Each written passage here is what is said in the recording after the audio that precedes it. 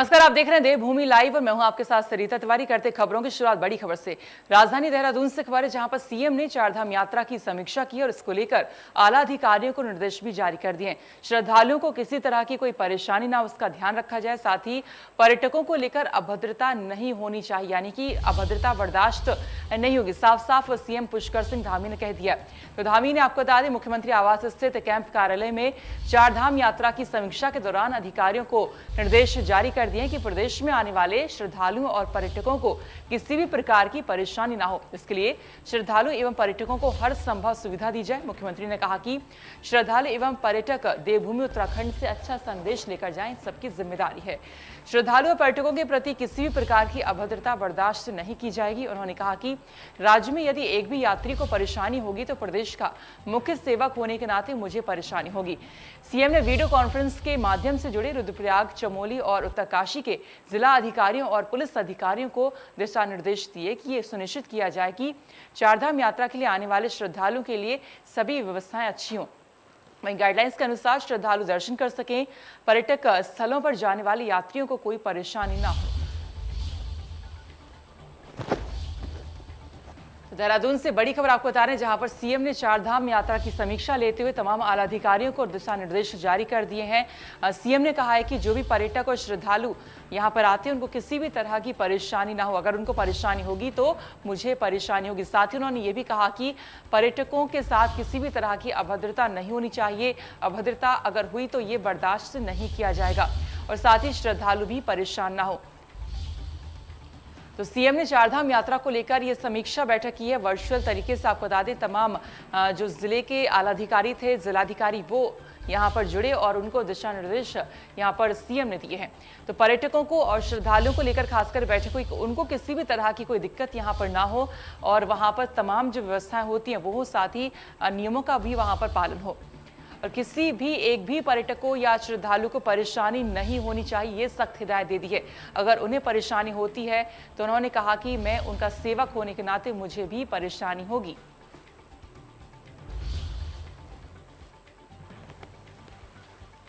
बड़ी खबर आपको बता रहे देहरादून से, जहां पर सीएम पुष्कर सिंह धामी ने ये समीक्षा बैठक ली है चारधाम यात्रा को लेकर। उन्होंने कहा कि जितने भी श्रद्धालु यहां पर आते हैं उनको किसी तरह की कोई परेशानी नहीं होनी चाहिए, इसका खास ध्यान यहां पर रखा जाए।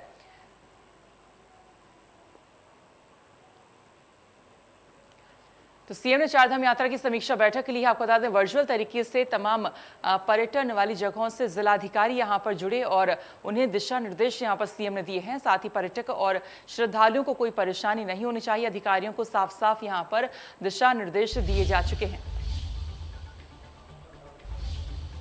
तमाम व्यवस्थाएं आपको बता दें ठीक रहनी चाहिए। सीएम ने यहां पर कहा है कोई परेशानी उनको ना हो, अगर उनको परेशानी होती है तो मुझे परेशानी होगी, सीएम ने यहां पर साफ तौर पर कह दिया है। और आला अधिकारियों को निर्देश भी अब जारी कर दिए हैं, यानी अब किसी तरह की कोई परेशानी यहां पर नहीं होगी। साथ ही उन्होंने ये भी कहा कि पर्यटकों के साथ कोई अभद्रता बर्दाश्त नहीं होगी, यानी चाहे श्रद्धालु हो चाहे पर्यटकों, किसी भी तरह की अभद्रता उनके साथ नहीं होनी चाहिए। तो इस बैठक के दौरान तमाम बातें आपको बता दें सीएम पुष्कर सिंह धामी ने आला अधिकारियों से कही हैं और तमाम निर्देश भी उनको जारी कर दिए हैं, क्योंकि चारधाम यात्रा शुरू हो रही है और ऐसे में वहां पर किसी भी तरह की कोई कमी ना हो, इसको लेकर काफी सख्त कह सकते हैं हिदायतें यहां पर आला अधिकारियों को दी जा चुकी हैं।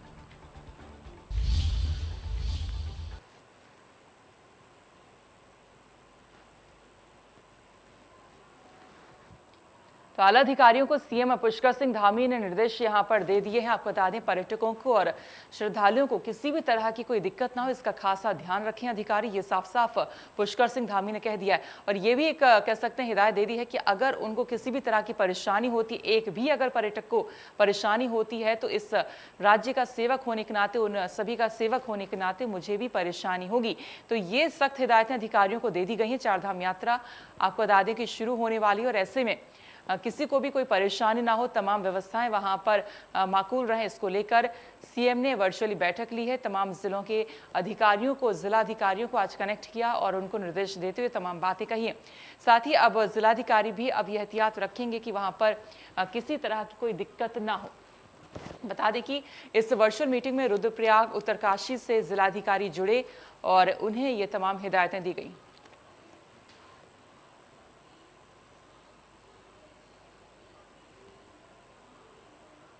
वहीं प्रधानमंत्री नरेंद्र मोदी का उत्तराखंड दौरा लगभग तय माना जा रहा है, जिसके अनुसार 7 अक्टूबर को प्रधानमंत्री नरेंद्र मोदी उत्तराखंड पहुंचेंगे। हालांकि प्रधानमंत्री नरेंद्र मोदी के दौरे की ऑफिशियल कोई घोषणा अभी तक नहीं हुई है और ना ही मिनट टू मिनट कोई कार्यक्रम अभी जारी किए गए हैं, लेकिन मुख्यमंत्री समेत भाजपा नेताओं के अनुसार प्रधानमंत्री मोदी का दौरा 7 अक्टूबर को होना तय हो गया। और ऐसे में अब अटकलें लगाई जा रही हैं कि प्रधानमंत्री मोदी के संवैधानिक पद पर रहते हुए 20 साल का कार्यकाल पूरा हो रहा है, जिसके चलते प्रधानमंत्री केदारनाथ धाम पहुंचकर बाबा केदार से आशीर्वाद लेंगे।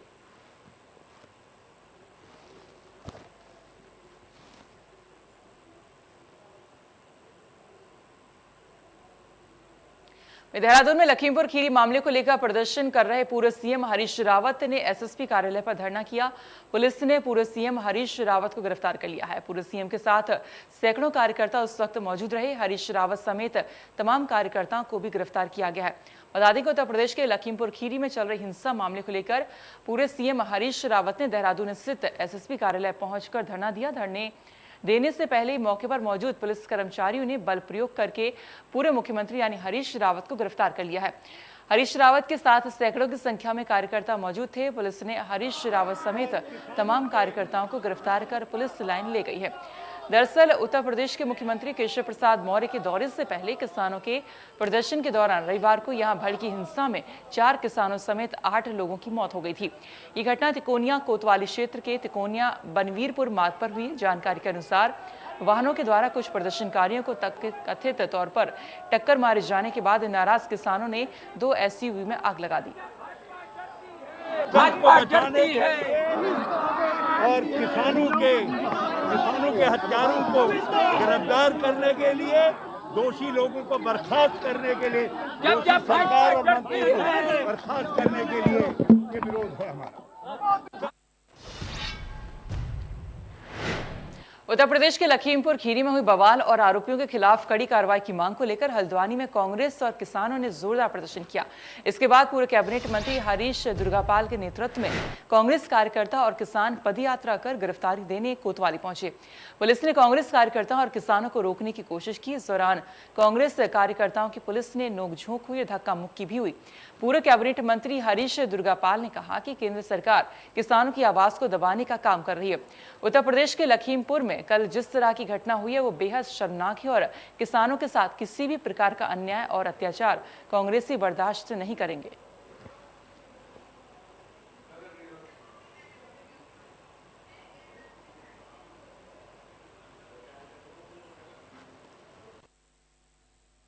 कुमाऊं क्षेत्र में विशेषतः तराई रीजन में है, जितने भी जो सिख हमारे बंधु हैं उनसे हम लगातार वार्ता में है। उनसे जो भी हमारी डिस्कशन है वो सकारात्मक है और उनकी जो भी मांगे हैं या जो भी उनका कहना है वो गंभीरतापूर्वक सुना जा रहा है। अन्नदाता है, हमारा किसान है। आज किसानों के साथ जिस तरह का व्यवहार हो रहा है, गुंडागर्दी हो रही है, वहाँ किसानों के ऊपर कार चला करके मंत्री के पुत्र ने उनको मौत के घाट उतारा है। तो ऐसी गुंडागर्दी वाली सरकार, ऐसी सरकार, किसान विरोधी सरकार। तो दुग्ध संघ के आपको बता दें तमाम लोगों ने यहां पर लखीमपुर घटना को लेकर प्रदर्शन किया है। कांग्रेस ने जमकर निशाना साधा, इस घटना को काफी दर्दनाक बताया। उत्तराखंड प्रदेश के वन मंत्री हरक सिंह रावत अमृत महोत्सव के समापन पर कॉर्बेट पार्क में आयोजित एक कार्यक्रम में पहुंचे थे, जहां पर उन्होंने एक सवाल पूछे जाने पर कहा कि आपके द्वारा सरकार को बेवकूफ बताया गया और उस पर सफाई देते हुए वन मंत्री हरक सिंह रावत ने कहा कि उन्होंने कहा कि मैंने ये कहा ही नहीं, मैंने नहीं कहा है कि सरकार बेवकूफ है। उन्होंने कहा कि मैंने 2005 की घटना का उल्लेख किया। पौड़ी के रामलीला मैदान में तिवारी जी मुख्यमंत्री थे, तो मैंने उस समय अपने भाषण में कहा था कि शहीद हुए उत्तराखंड के लिए अगर उनकी आत्मा कहीं से देख रही होगी तो उनको दुख हो रहा होगा कि हमने जो राज्य के लिए बलिदान दिया वो बलिदान व्यर्थ हो गया है। जिन नालायकों के लिए उत्तराखंड बनाया, उस संदर्भ में एक बात कही।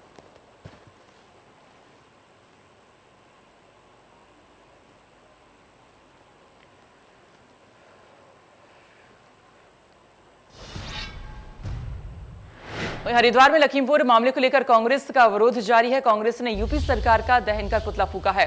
देवपुरा चौक पर कांग्रेस कार्यकर्ताओं ने जमकर हल्ला बोला है। राष्ट्रपति से सरकार को बर्खास्त करने की मांग भी की है।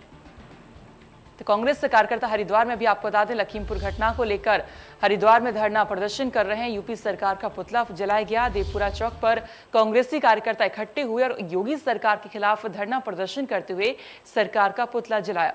कार्यकर्ताओं ने महामहिम राष्ट्रपति से उत्तर प्रदेश की सरकार को बर्खास्त करने की मांग भी की है।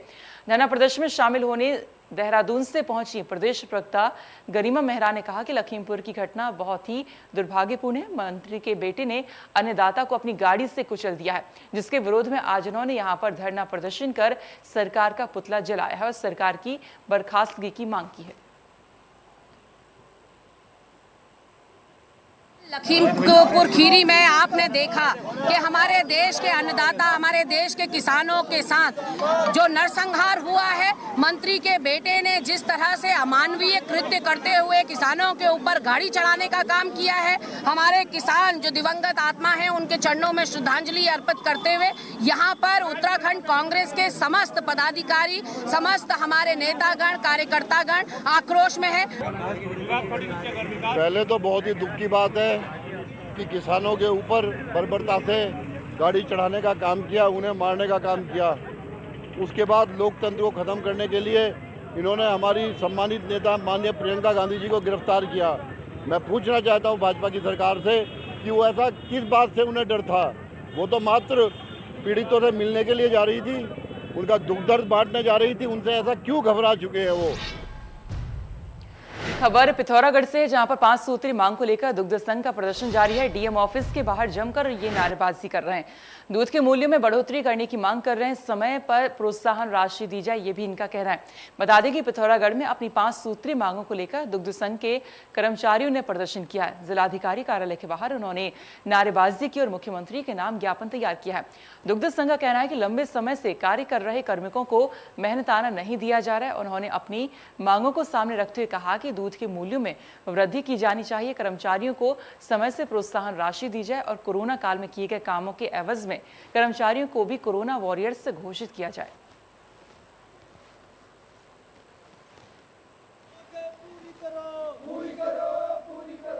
हमारे दुग्ध संघ के सचिव भाई जो विगत कई वर्षों से दुग्ध सचिवों का कार्यरत हैं, उनकी आज तक कहीं नहीं सुनी गई। वो बिना पैसे के काम कर रहे हैं। हमारी 5 सूत्री मांगे सरकार से हैं। नंबर 1 सचिवों को मानदेय और नंबर 2 दुग्ध मूल्य में वृद्धि। तीसरी मांग है हमारी प्रोत्साहन राशि जो है टाइम से दी जाए और उसमें वृद्धि। और चौथी वो है, जब कोरोना काल चला था तो ये दुग्ध संघ के कर्मचारी घर में बैठ के काम कर रहे थे, लेकिन हमारे सचिव जो है घर में से दूध इकट्ठा करके इनको दे रहे थे। इनको कोरोना वायरस से घोषित किया जाए।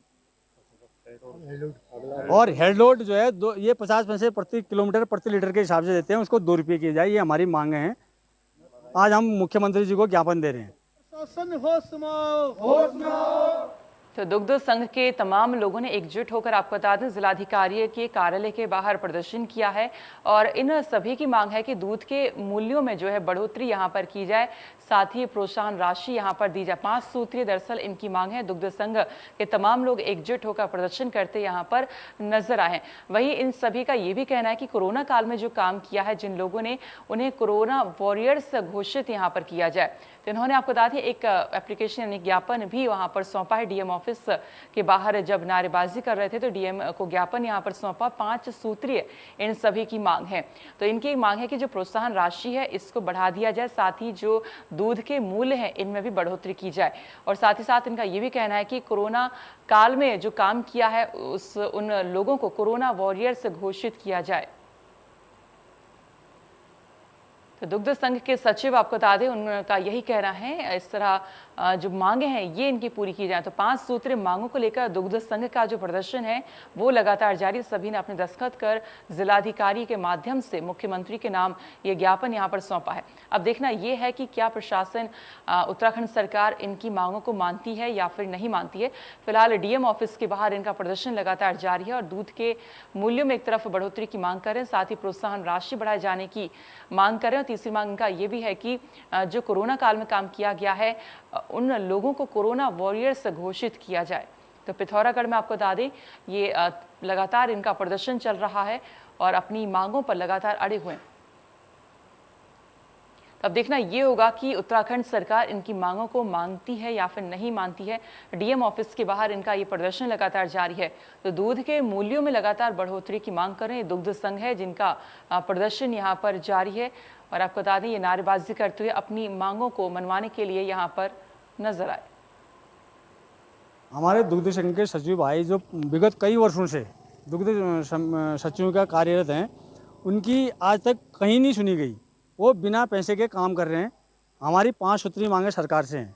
नंबर 1, सचिवों को मानदेय, और नंबर 2, दुग्ध मूल्य में वृद्धि।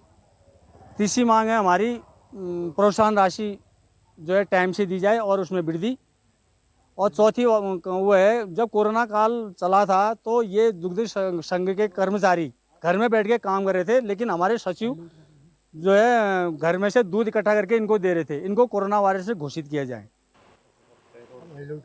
और हेड लोड जो है ये 50 पैसे प्रति किलोमीटर प्रति लीटर के हिसाब से देते हैं, उसको 2 रुपये किए जाए। ये हमारी मांगे हैं। आज हम मुख्यमंत्री जी को ज्ञापन दे रहे हैं। और इसी बीच एक बड़ी खबर आ रही है उत्तर प्रदेश के लखीमपुर खीरी से। आपको बता दें, जहां पर गृह राज्य मंत्री अजय मिश्रा पर एफआईआर दर्ज हो गई, साथ ही और 17 से 18 लोगों के खिलाफ वहां पर एफआईआर दर्ज हुई है। तो लखीमपुर हत्याकांड मामले को लेकर बड़ा अपडेट आपको बता दें, मंत्री अजय मिश्रा की तरफ से भी एफआईआर दर्ज हुई। आपको बता दें, अजय मिश्रा ने करीब 10 से 15 किसानों पर एफआईआर दर्ज करवा दी है। तो आपको बता दें, अजय मिश्रा भी किसानों पर आरोप लगाते हुए नजर आ रहे हैं। उन्होंने कल भी अपने बयान में यही कहा था कि पहले किसानों ने उनकी गाड़ियों पर लाठी डंडे बरसाए, उनका वीडियो भी इसका उनके पास है। और उसके बाद आज अजय मिश्रा ने उन तमाम किसानों पर, करीब 10 से 15 किसानों पर एफआईआर भी दर्ज करवा दी है। आपको बता दें, अजय मिश्रा के बेटे हैं आशीष मिश्रा, जिन पर आरोप ये लग रहे थे कि कल उन्होंने अपनी एसयूवी गाड़ी से जो है तमाम किसानों को रौंदा है, जिसके बाद करीब कई किसान घायल हो गए हैं और 4 किसानों की मौत भी यहाँ पर हो गई है।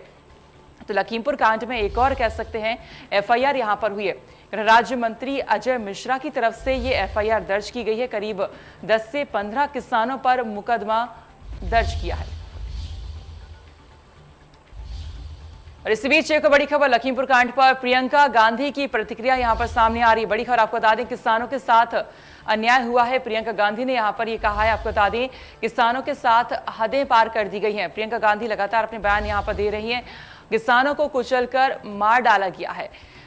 तो प्रियंका गांधी आपको बता दें हाउस अरेस्ट हो चुकी हैं फिलहाल, और सरकार के अफसरों से ने मुझे यहाँ पे रोका है और पुलिस ने उनके साथ अभद्रता की उन्होंने ये भी कहा है। और लखीमपुर कांड पर प्रियंका गांधी लगातार अपनी प्रतिक्रिया देती नजर आ रही हैं। आपको बता दें, और फिलहाल वो हाउस अरेस्ट हैं और अफसरों ने उन्हें रोक दिया था। आपको बता दें, वो लखीमपुर खीरी उन तमाम किसानों से मिलने के लिए पहुंच रही थी जो कि इस घटनाक्रम में घायल हुए हैं, जिनकी मौत हुई, उनके परिजनों से मिलने के लिए वहां पर पहुंच रही थी। लेकिन रास्ते में ही पुलिस ने, अफसरों ने यहाँ पर रोक दिया। प्रियंका गांधी ने कहा कि हमारे साथ पुलिस ने अभद्रता की, हमारे साथ और भी कई बड़े नेता मौजूद थे। फिलहाल प्रियंका गांधी को हाउस अरेस्ट कर लिया गया है और इसी बीच उनकी प्रतिक्रिया भी सामने आ रही है। और फिलहाल इसी के साथ देवभूमि लाइव में इतना ही, लेकिन आगे खबरें जारी हैं। आप देखते रहिए इंडिया न्यूज यूपी उत्तराखंड। नमस्कार।